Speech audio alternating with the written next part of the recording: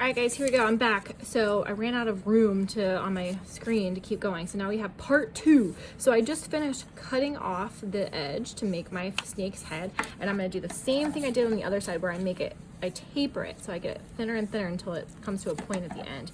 So I'm gonna start on this side. I'm gonna cut, and make it just kind of pointy at the end like that to make it more of a snake shape. Okay, so now that I have my snake shape, I just need to decorate the face, and this time I'm going to just make it really simple so that you guys can see what it looks like when it's done without having to wait too long. So maybe this time I'll just put a zigzag on his back, and I'm using a brown Sharpie, but you could use a marker, a crayon, one of my oil pastels. I'm going to go all the way down to the edge, and then this time I'll make some stripes on his tail.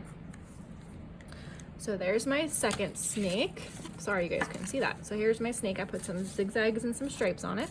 And this time I'm gonna go from this side because my face is this way.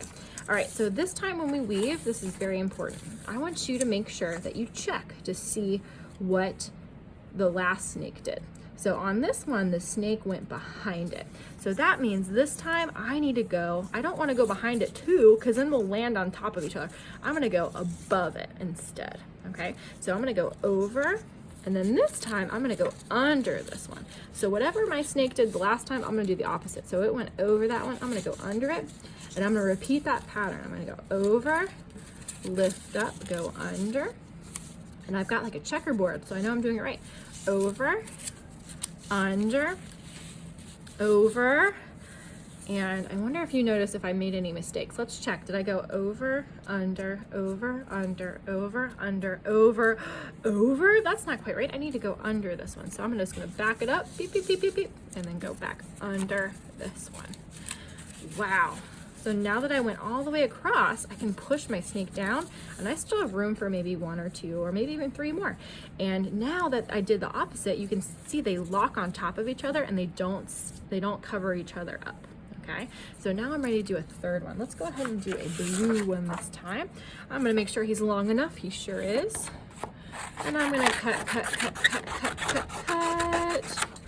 like that. This one's a little skinnier. And then remember, I'm gonna make the head shape by making a U. There we go, get the head shape, and then the tail I'm just gonna make skinny on one side, so he's got like a tail shape. So there is my next snake. Let's really quickly put a little smile on him and a little, oh, you can't really see that very well, so let's try this yellow instead. Smile and eyeball, and then let's go ahead and just give him some stripes really quick. And you guys, of course, can add way more patterns than I am right now to make him unique. Okay, now that I have my snake, here we go. This time my head's gonna go this way, so I'm gonna go start here. And remember, we need to check and see what happened on this piece of grass last time. So on this piece of grass last time, we went under it. So now I'm gonna go over it. So I'm gonna make sure I go over. And right now I went over, awesome. This next one, my yellow snake went over. So I'm gonna go under that one this time. So now I'm going over, under, over. So I'm gonna skip that one. And then this next one, I'm gonna go under, over, and let's check. Does it look like a checkerboard? It does, I'm doing it right. So I'm gonna go over, under, over, under. So if you ever get confused, I want you to say over, under, over, under, over, under, over. Okay, all the way to the other side. And look, there's my snake's head sticking out. All right, I think I have room for about 2 more, but I'm gonna go ahead and stop the video there so that you guys can start doing it on your own. If you're having trouble, I want you to show your neighbor and say, am I doing this right?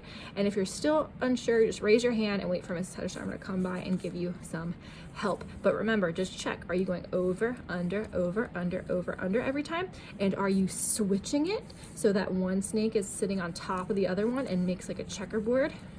If you're doing that, then you're doing it right. So all you have to do next is push it down and make another one.